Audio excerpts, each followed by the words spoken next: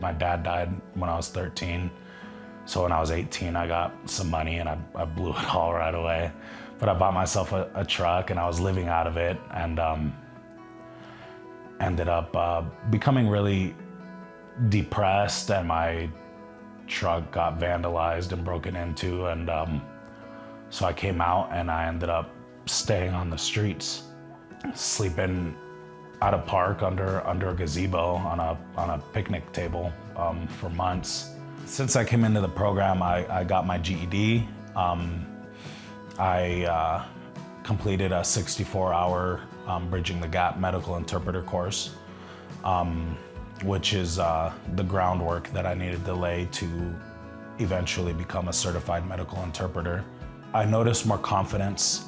I notice just an all-around healthier mental and physical version of myself. I pray several times a day, and it keeps me very thankful. I give thanks every day just for being in recovery and for changing my life and for the changes that God has made and helped me to make. I know what I want out of life now, and I'm driving towards it. Whereas before, I just kind of felt like I was going with the flow. And now I've got a path that I want to follow, and if God wills it, I will. Now I feel the desire to establish roots somewhere and develop a career and build a family. So my dad died, like I said, when I was 13, and he was my superhero. And I really want a relationship with my own children like my father and I had, but better. I would like to thank you for the opportunity to come in here and change my life. Just to have the opportunity to get just free counseling and a case manager, and to get my GED and get some education. These are all things that I would not have done had it not been for the crossing and for the donors.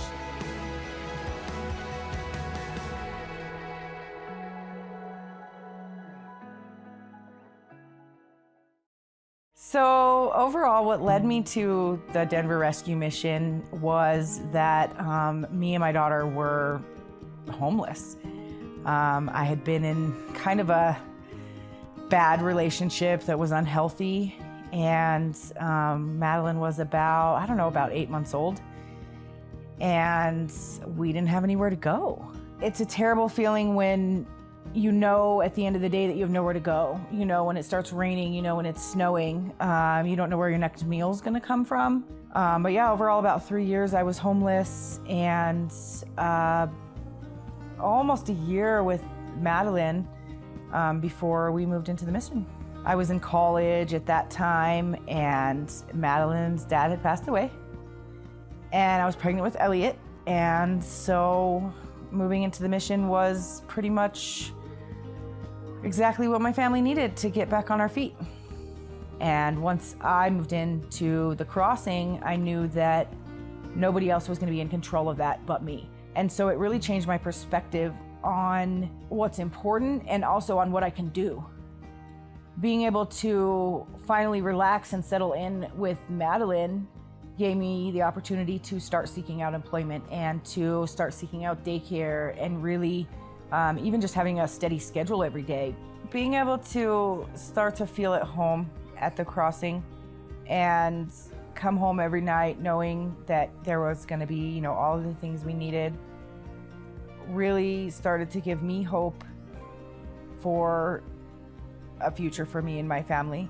And it doesn't matter how bad you were and how far down you fell, that there was this overwhelming, unconditional love and this genuine care for, basic comforts for somebody: food and housing and a warm place and an ear to talk to, and also somebody that has expectations of you that are attainable, that are doable, that are helpful to you. I think gave me a lot of hope. I see a huge difference legitimate, tangible, fathomable difference in the community I live in the people that I know, in the friends that I've made before and after, and even in just the acquaintances and the other people that I've met at the Denver Rescue Mission. I think it's so important for us to continue taking care of and reminding people that they have value. Thank you for giving my family hope. And thank you for showing me and my family, my kids, that things get better and that there are people out there that care and that life doesn't always have to be hard.